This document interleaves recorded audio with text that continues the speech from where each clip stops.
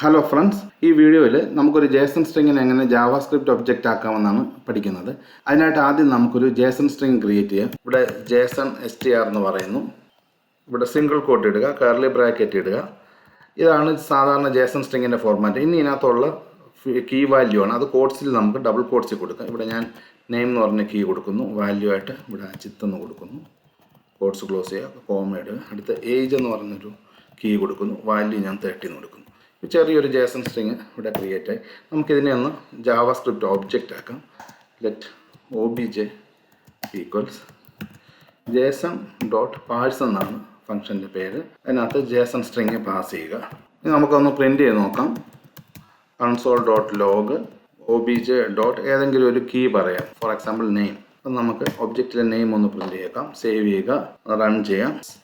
ഇങ്ങനെയാണ് ഒരു Jason സ്ട്രിങ്ങിനെ JavaScript object ആക്കി മാറ്റുന്നത്.